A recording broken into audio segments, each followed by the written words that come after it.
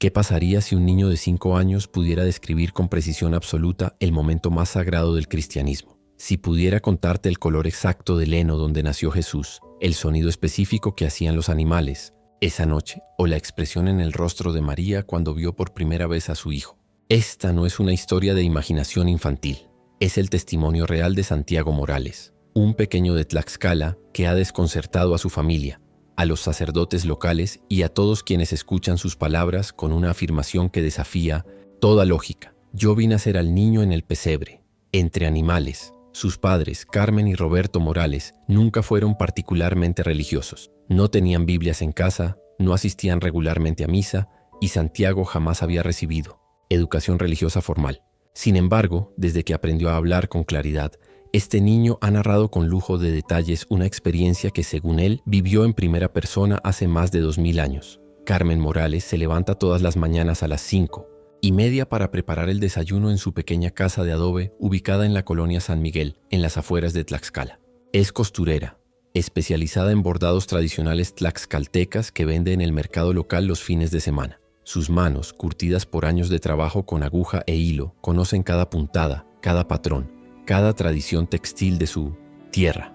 Roberto, su esposo, trabaja como jardinero municipal, manteniendo los espacios verdes del centro histórico de la ciudad. La vida de los Morales transcurría en la rutina tranquila de las familias trabajadoras mexicanas. Desayunos de café, con leche y pan dulce, tardes de televisión, domingos en el parque. Santiago era su único hijo, un niño aparentemente normal que disfrutaba jugando con carritos de plástico en el patio de tierra de su casa y que se emocionaba cada vez que veía pasar los autobuses coloridos por la calle principal.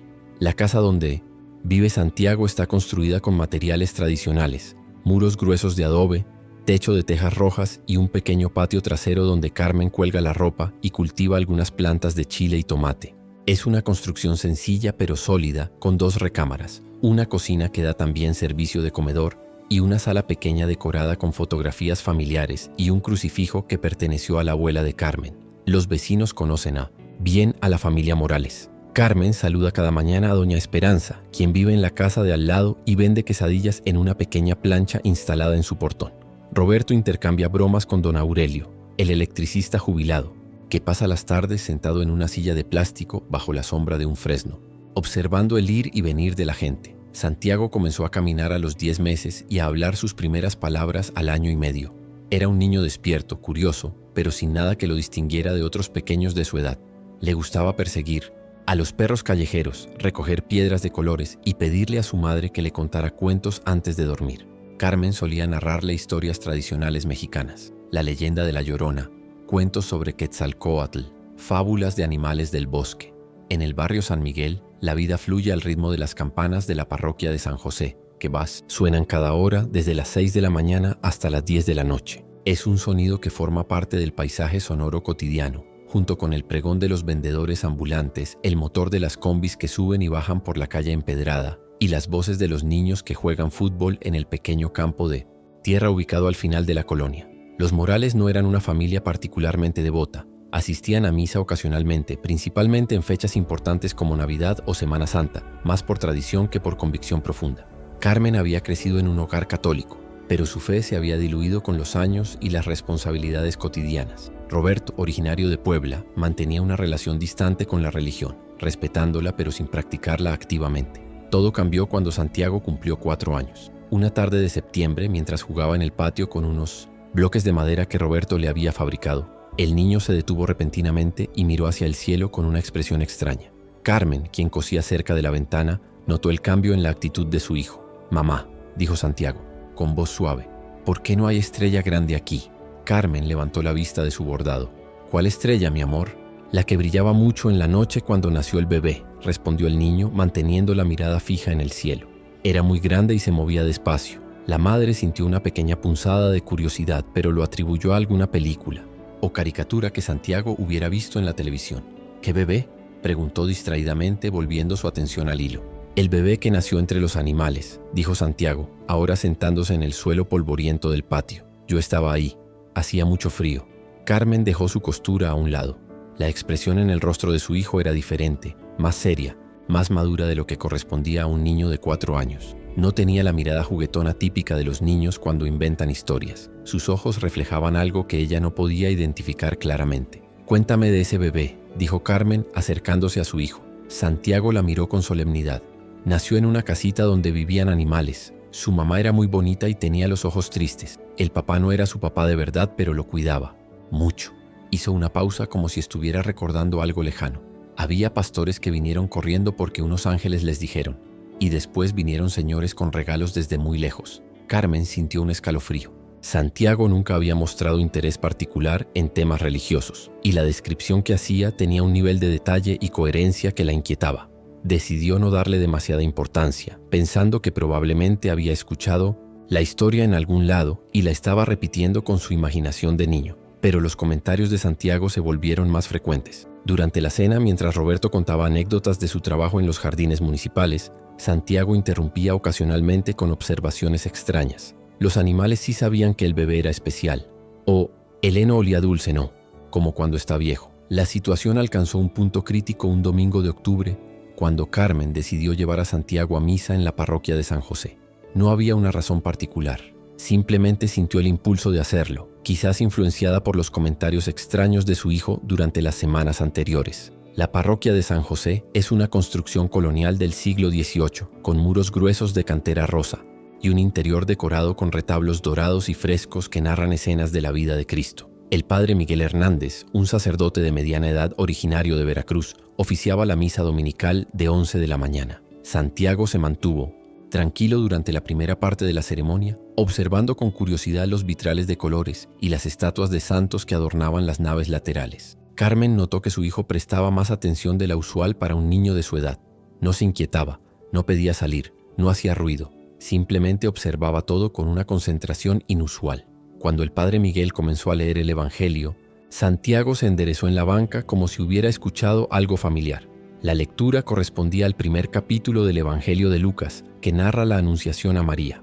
Carmen sintió que su hijo se tensaba a su lado, pero no entendía por qué. Al finalizar la misa, mientras los feligreses comenzaban a salir de la iglesia, Santiago se soltó de la mano de su madre y caminó decididamente hacia el altar. Carmen lo siguió, preocupada de que fuera a tocar algo que no debía. El padre Miguel estaba recogiendo los elementos de la Eucaristía cuando notó al niño que se acercaba. Santiago se detuvo frente al pesebre navideño que permanecía instalado junto al altar desde la Navidad pasada, una tradición de la parroquia que mantenía la representación del nacimiento durante todo el año. «Padre», dijo Santiago con voz clara, dirigiéndose al sacerdote sin titubear, «esto no está bien». El padre Miguel se acercó, intrigado por la seriedad del niño. «¿Qué no está bien, pequeño?». Santiago señaló el pesebre con precisión. La Virgen María no tenía el cabello así. Lo tenía más oscuro y lo traía recogido, no suelto. Y San José era más alto y tenía barba más corta. Hizo una pausa y añadió, «Y falta la vaca». Había una vaca café con manchas blancas que se acostó cerca del pesebre para dar calor. Carmen sintió que el mundo se detenía. El padre Miguel la miró con sorpresa y después volvió su atención al niño. «¿Cómo sabes todo eso?», preguntó el sacerdote, agachándose para quedar a la altura de Santiago. El niño lo miró directamente a los ojos, con una expresión que combinaba inocencia infantil y una extraña autoridad. «Yo vi nacer al niño en el pesebre, entre animales. Estuve ahí cuando pasó». El silencio que siguió fue completo. Incluso los últimos feligreses que salían de la iglesia se detuvieron al escuchar las palabras del pequeño. Carmen sintió que las piernas le temblaban.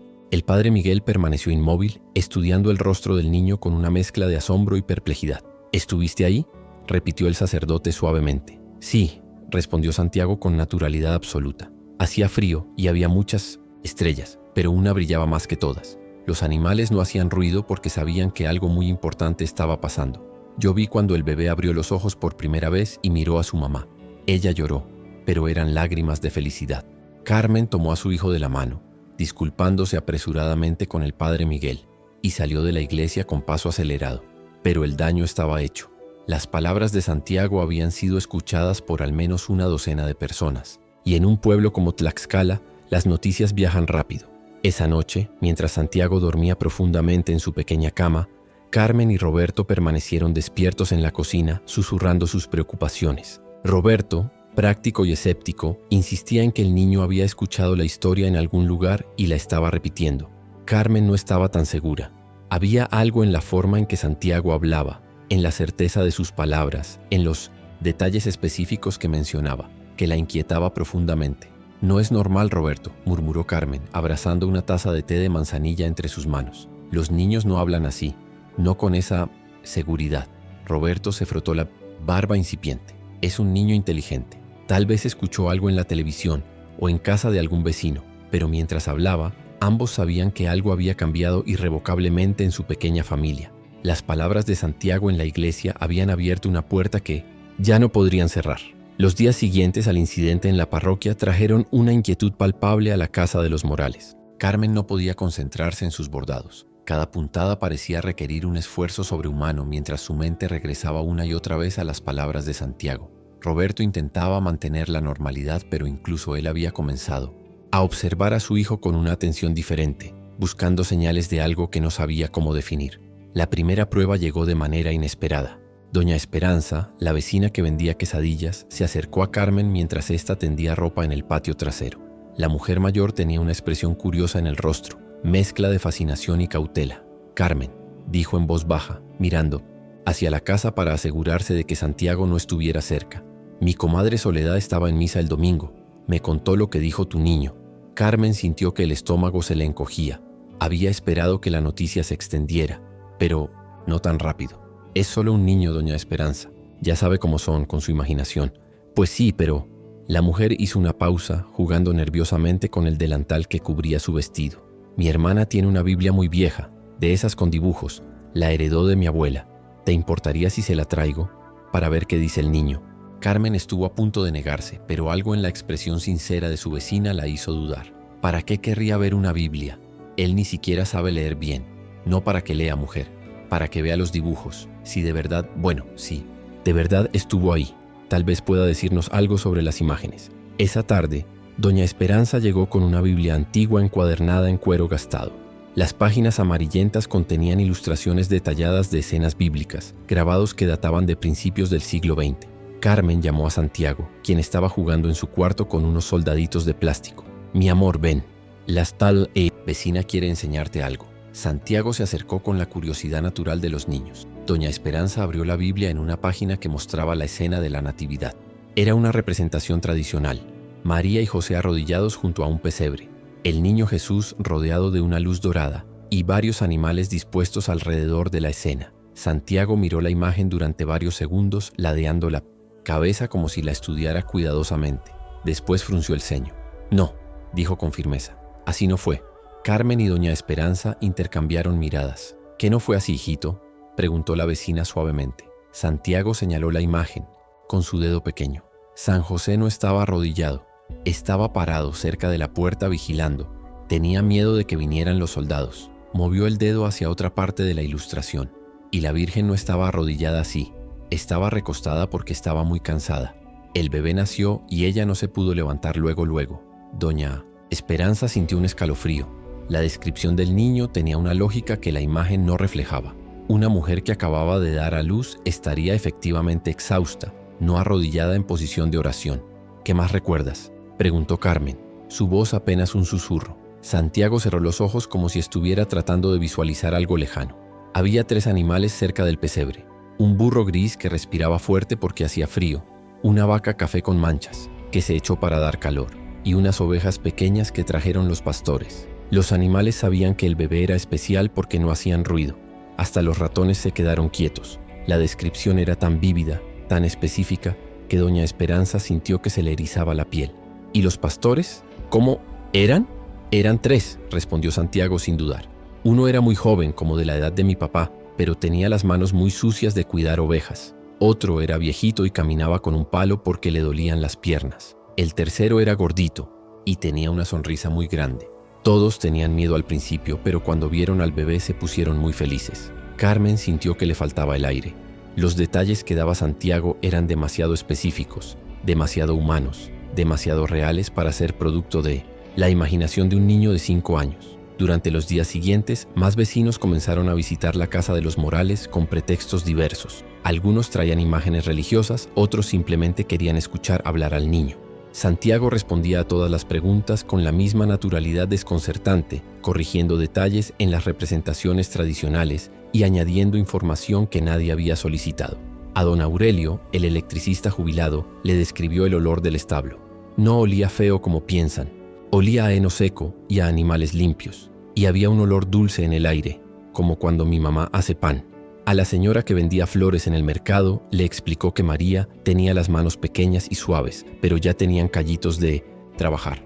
Cada detalle parecía auténtico, vivido, real. La noticia del niño vidente de Tlaxcala no tardó en llegar a oídos de personas menos crédulas. El profesor Raúl Méndez, director de la escuela primaria local y conocido en el pueblo por su escepticismo hacia temas religiosos, decidió visitar personalmente a la familia Morales. Méndez era un hombre educado, egresado de la Normal Superior, de Puebla, que había dedicado su vida a combatir lo que él consideraba supersticiones y creencias irracionales. Llegó a la casa una tarde de jueves, presentándose cordialmente pero con una agenda clara. «Señora Morales», dijo después de minutos, los saludos de rigor. «He escuchado comentarios sobre su hijo en el pueblo. Como educador, me preocupa que se esté generando una situación que podría afectar el desarrollo normal del niño». Carmen sintió inmediatamente la tensión. «No entiendo qué quiere decir, profesor. Un niño de 5 años no puede tener recuerdos de eventos que ocurrieron hace 2000 años», explicó Méndez con paciencia didáctica. «Lo que está sucediendo es que Santiago está repitiendo información que ha absorbido de diversas fuentes, probablemente sin que ustedes se den cuenta. La mente infantil es extraordinariamente receptiva y puede combinar fragmentos de información para crear narrativas que parecen coherentes». Roberto, quien había llegado del trabajo y escuchaba la conversación desde la puerta de la cocina, se acercó al grupo. «¿Qué sugiere que hagamos? Primero, evitar alimentar estas fantasías. Segundo, exponerlo a información contradictoria para demostrar que sus recuerdos son inconsistentes. Y tercero, considerar la posibilidad de consultar con un psicólogo infantil». En ese momento Santiago apareció en la sala, cargando un camión de juguete amarillo. Miró al profesor con curiosidad pero sin timidez. «¿Usted es maestro?», preguntó el niño. «Sí, soy maestro», respondió Méndez, adoptando un tono amable pero condescendiente. «Me han contado que tienes una imaginación muy grande». Santiago ladeó la cabeza, estudiando al hombre. «¿Usted no cree que yo estuve en Belén?». «No, Santiago. Nadie puede estar en 2 lugares al mismo tiempo, y mucho menos en 2 tiempos diferentes. Eso es imposible». El niño permaneció en silencio durante unos segundos, como si estuviera procesando la información. Después se acercó al profesor y lo miró directamente a los ojos. «Usted está triste porque no puede creer en cosas bonitas», dijo con voz suave. «Pero yo sí vi cuando nació el niño Jesús. Y sé que usted también querría haber estado ahí, pero tiene miedo de creer». La simplicidad y la sinceridad de las palabras del niño golpearon al profesor de manera inesperada.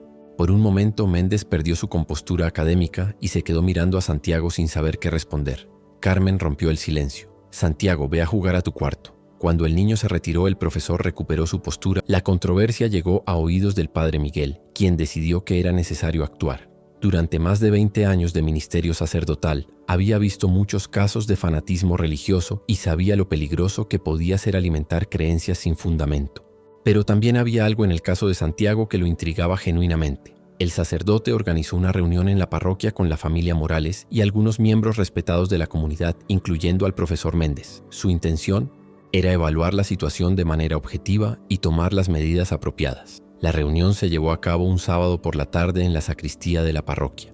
Además de los Morales y el profesor, asistieron la catequista principal, doña Rosa Jiménez, y el diácono permanente, don Esteban Ramos, un hombre de 70 años con amplia experiencia en temas teológicos. Santiago se mostró tranquilo durante toda la reunión, respondiendo a las preguntas con naturalidad y sin mostrar signos de nerviosismo o teatralidad. El padre Miguel comenzó con preguntas básicas sobre la historia de la Navidad, pero rápidamente se dio cuenta de que Santiago no se limitaba a repetir la versión tradicional. Sus respuestas incluían detalles que no aparecían en los evangelios canónicos. «Santiago», preguntó el sacerdote, ¿recuerdas si María dijo algo cuando nació Jesús?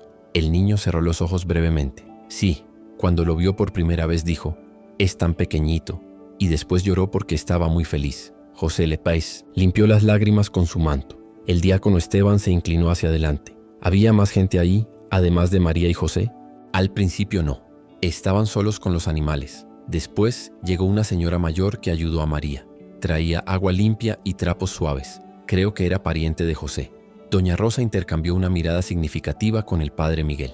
La presencia de una partera o ayudante durante el parto era históricamente verosímil, pero no era información que un niño de 5 años conociera típicamente. El profesor Méndez intentó hacer preguntas capciosas para confundir al niño, pero Santiago respondía con consistencia y añadía detalles que parecían espontáneos. Cuando le preguntaron sobre aspectos que claramente no podría saber, como las conversaciones entre los adultos, Santiago simplemente respondía: «Eso no lo escuché» o «No me acuerdo de esa parte». La honestidad de sus limitaciones resultaba casi más convincente que sus afirmaciones positivas. Al final de la reunión, el padre Miguel tomó una decisión que sorprendió a todos los presentes. Se dirigió al armario donde guardaba los libros litúrgicos y extrajo un volumen que la mayoría de los asistentes nunca había visto, una edición crítica de los evangelios apócrifos, textos antiguos que no fueron incluidos en el canon bíblico oficial.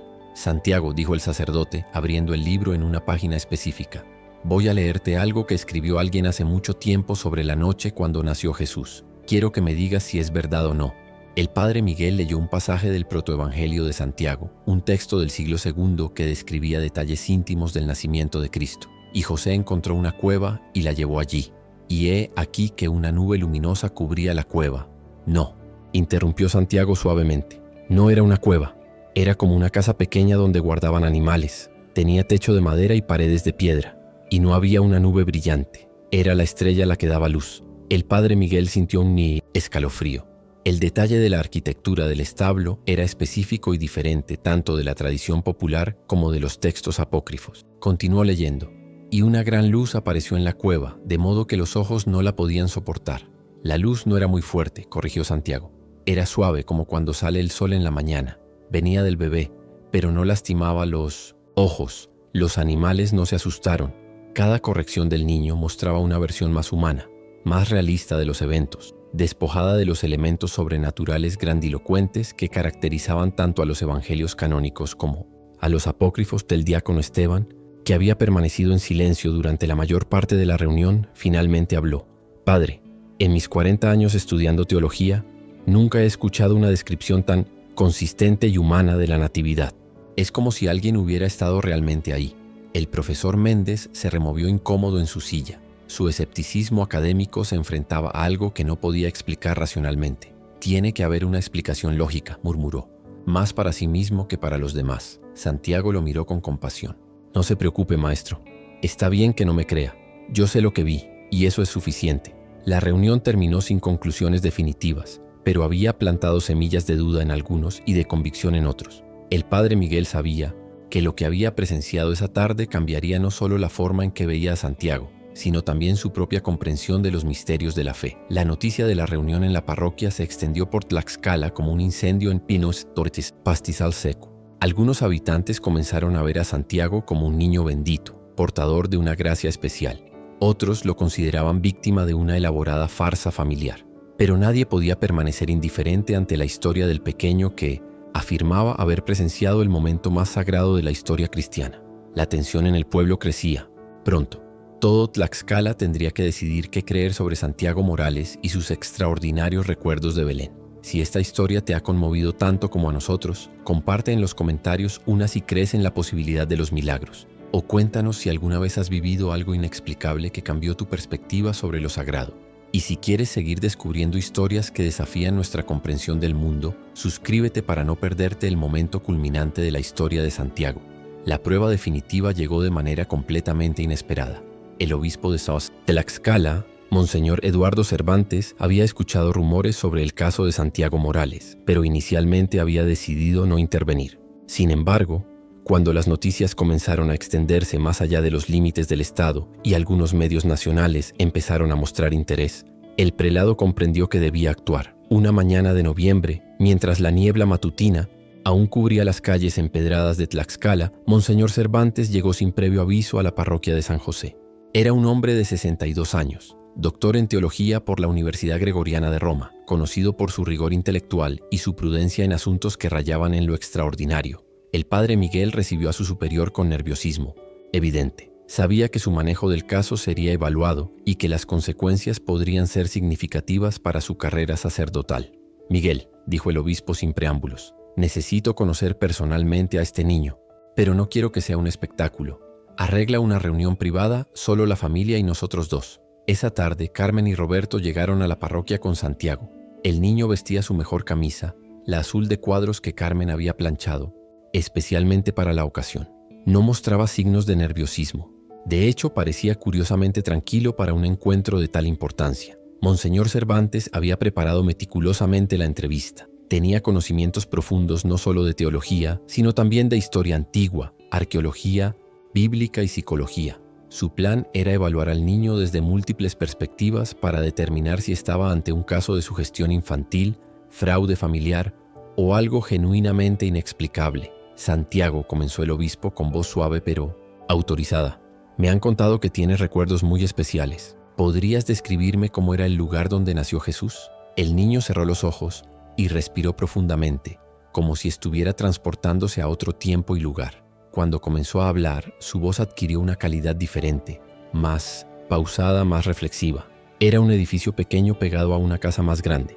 Las paredes eran de piedra gris no muy lisas, con hoyitos donde ponían las manos para subirse. El techo tenía vigas de madera oscura como café, y entre las vigas había paja amarilla para que no entrara el frío. Monseñor Cervantes tomaba notas mentales. La descripción arquitectónica era históricamente verosímil para construcciones palestinas del siglo I. El piso era de tierra pisonada, pero había heno fresco extendido. José lo había puesto ahí para que María estuviera más cómoda. Olía a hierba seca y a animales limpios. Santiago abrió los ojos y miró directamente al obispo. ¿Sabe qué era lo más bonito? Dime, que no había ruido. Afuera estaba el viento, pero adentro todo estaba muy quieto. Los animales respiraban, despacio, como si supieran que tenían que hacer silencio. Hasta las moscas se quedaron quietas. El obispo sintió un escalofrío. El detalle sobre el silencio tenía una profundidad contemplativa que raramente encontraba incluso en textos místicos. ¿Y María? ¿Cómo era ella? Santiago sonrió, y por un momento su rostro de 5 años se iluminó con una ternura que parecía provenir de un lugar muy profundo. Era joven, pero tenía ojos de señora grande, como si ya supiera cosas que otras personas no saben. El niño hizo una pausa, como si estuviera viendo algo que solo él podía percibir. Tenía el cabello café oscuro, casi negro, y la piel como de color pan. Sus manos eran pequeñas pero fuertes. Cuando tocó al bebé por primera vez, sus dedos temblaban un poquito. ¿Qué pasó cuando nació Jesús? Primero lloró como todo. Monseñor Cervantes sabía que Santiago no tenía formación en lenguas semíticas, pero la descripción del arameo como música era sorprendentemente precisa. ¿Había algo especial en el bebé? No brillaba como en las estampitas, respondió Santiago con seriedad. Parecía un bebé normal, pero hizo una pausa larga como si buscara las palabras correctas. Cuando lo veías, sentías que algo muy importante estaba pasando, como cuando va a salir el sol y todavía está oscuro, pero ya sabes que la luz viene. El obispo continuó la entrevista durante más de 1 hora, haciendo preguntas cada vez más específicas y técnicas. Santiago respondía a algunas con detalle extraordinario, a otras con honestidad absoluta sobre sus limitaciones. Nunca intentó inventar respuestas que no conocía. Nunca se contradijo. Nunca mostró signos de coaching previo. Cuando Monseñor Cervantes preguntó sobre los Reyes Magos, Santiago describió la llegada de 3 señores muy elegantes que venían de muy lejos, varios días después del nacimiento, no la misma noche como representa la tradición popular. Cuando le preguntó sobre detalles que los evangelios no mencionan, como el clima o la hora exacta del nacimiento, Santiago proporcionó respuestas específicas y consistentes. Era muy tarde en la noche, casi la madrugada. Hacía frío y había muchas estrellas, pero una se veía diferente. No era más grande, pero brillaba con una luz más blanca, más limpia, y se movía lentito por el cielo. La descripción astronómica era coherente con las teorías modernas sobre la estrella de Belén, pero fue la respuesta a la última pregunta lo que más impactó al obispo. Santiago, ¿por qué crees que puedes recordar todo esto? El niño permaneció en silencio durante casi 1 minuto completo, con una expresión pensativa que parecía demasiado madura para su edad. Finalmente respondió, no sé por qué me acuerdo, pero creo que fue muy importante estar ahí, como cuando ves algo muy bonito y no lo puedes olvidar nunca, solo que esto era más bonito que cualquier cosa. Miró al obispo con absoluta sinceridad. ¿Usted cree que estuve ahí de verdad? Monseñor Cervantes, que había entrado a la reunión preparado para desmantelar un caso de fanatismo religioso, se encontró sin respuestas definitivas. No lo sé, Santiago, pero sí sé que tus recuerdos son extraordinarios. La evaluación del obispo no llegó a conclusiones categóricas, pero su reporte interno a la Santa Sede describía el caso como inexplicable por medios ordinarios y recomendaba observación prudente sin promoción pública del fenómeno. Sin embargo, la discreción eclesiástica no pudo contener el interés popular. La historia de Santiago había trascendido las fronteras de Tlaxcala y comenzaba a atraer visitantes de otros estados. Familias enteras llegaban los fines de semana, esperando conocer al niño vidente, convirtiendo la tranquila colonia San Miguel en un destino de peregrinaje improvisado. Carmen y Roberto se vieron abrumados por la situación. Su casa modesta no estaba preparada para recibir visitantes constantes y la vida de Santiago se vio alterada de maneras que no habían anticipado. Algunos visitantes llegaban con enfermos, esperando que el niño pudiera realizar curaciones milagrosas. Otros traían regalos costosos que la familia no se sentía cómoda aceptando. «Solo queremos que nuestro hijo tenga una vida normal», le confió Carmen al padre Miguel durante una de sus visitas semanales a la parroquia. «Pero ya no sabemos cómo manejar todo esto». Santiago, por su parte, parecía ajeno a la conmoción que generaba su presencia. Continuaba jugando con sus carritos, ayudando a su madre con tareas simples y asistiendo al jardín de niños donde sus compañeros lo trataban con normalidad. Solo cuando alguien le preguntaba específicamente sobre Belén, el niño adoptaba esa expresión seria y contemplativa que había llegado a caracterizarlo. El profesor Méndez, quien inicialmente había sido el más escéptico, experimentó un cambio gradual en su perspectiva. Después de varios encuentros con Santiago, comenzó a cuestionar sus propias certezas racionalistas. «No digo que crea completamente», le confesó a su esposa una noche, «pero ese niño tiene algo que no puedo explicar con mis conocimientos pedagógicos». La transformación más notable ocurrió en el propio pueblo de Tlaxcala. La controversia sobre Santiago había dividido inicialmente a la comunidad, pero gradualmente fue generando un resurgimiento del interés religioso. La parroquia de San José registró un aumento significativo en la asistencia a misa y muchas familias que habían abandonado las prácticas religiosas comenzaron a regresar. Doña Esperanza, la vecina que vendía quesadillas, se convirtió en Imoetinto, una protectora oficiosa de la familia Morales. «Ese niño es una bendición», declaraba a cualquiera que quisiera escuchar. Desde que llegó con sus recuerdos, todo el barrio está más tranquilo, más unido. 6 meses después del primer incidente en la parroquia, Santiago Morales continuaba siendo el mismo niño de 5 años que siempre había sido, con una peculiaridad extraordinaria: sus recuerdos detallados y consistentes de la noche más sagrada del cristianismo. Los investigadores que llegaron de la capital no pudieron encontrar evidencia de fraude o manipulación. Los psicólogos infantiles que lo evaluaron no detectaron signos de patología o fantasía elaborada. Los teólogos que lo entrevistaron no pudieron explicar la profundidad y coherencia de su conocimiento. Santiago mismo parecía haber encontrado paz con su situación extraordinaria. Cuando le preguntaban si le molestaba ser diferente, respondía con la sabiduría simple de los niños: «Todos somos diferentes. Yo solo me acuerdo de algo bonito que pasó hace mucho tiempo». Carmen y Roberto aprendieron a navegar su nueva realidad con la ayuda de la comunidad parroquial. Establecieron límites claros para las visitas, protegieron la privacidad de su hijo y se enfocaron en mantener la normalidad familiar dentro de circunstancias extraordinarias. El padre Miguel documentó meticulosamente cada interacción con Santiago, creando un archivo que eventualmente sería estudiado por investigadores de fenómenos religiosos inexplicables. Pero más allá del valor académico del caso, el sacerdote había experimentado una renovación personal de su fe. «Santiago me ha recordado que los misterios de Dios son más profundos de lo que podemos comprender», escribió en su diario personal. La historia del niño que recordaba a Belén se convirtió en una leyenda local que trascendió las barreras denominacionales y sociales. Católicos, protestantes y hasta algunos no creyentes encontraron en el testimonio de Santiago una invitación a reflexionar sobre la naturaleza de la fe, la memoria y los misterios que rodean los eventos más sagrados de la historia humana. Pero quizás el impacto más profundo del caso no fue académico ni religioso, sino profundamente humano. En un mundo cada vez más escéptico y material, la historia de Santiago Morales ofrecía algo que muchos habían perdido: la posibilidad de que lo imposible fuera real, de que los milagros pudieran manifestarse en la forma más inesperada, a través de la voz inocente de un niño de 5 años que afirmaba con absoluta certeza: «Yo vi nacer al niño en el pesebre, entre animales». Años después, cuando Santiago creciera y se convirtiera en un adulto normal con una vida ordinaria, algunos cuestionarían la autenticidad de sus recuerdos infantiles. Otros los defenderían como genuinos. Pero para quienes tuvieron la oportunidad de conocerlo durante esos meses extraordinarios en Tlaxcala, una certeza permanecería: habían sido testigos de algo que desafiaba las explicaciones convencionales y tocaba la fibra más profunda de la experiencia humana con lo sagrado. La pequeña casa de adobe en la colonia San Miguel regresó eventualmente a su tranquilidad cotidiana.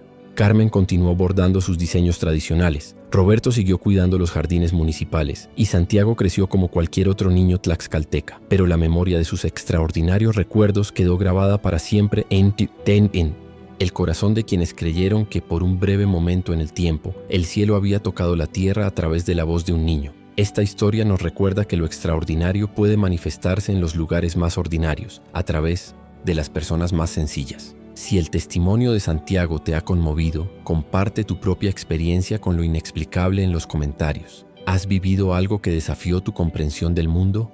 ¿Qué significa para ti la posibilidad de los milagros en la vida cotidiana? Suscríbete a nuestro canal para más historias que exploran los misterios de la fe y la experiencia humana. Y recuerda, en un mundo lleno de certezas, a veces son las preguntas sin respuesta las que nos acercan más a la verdad.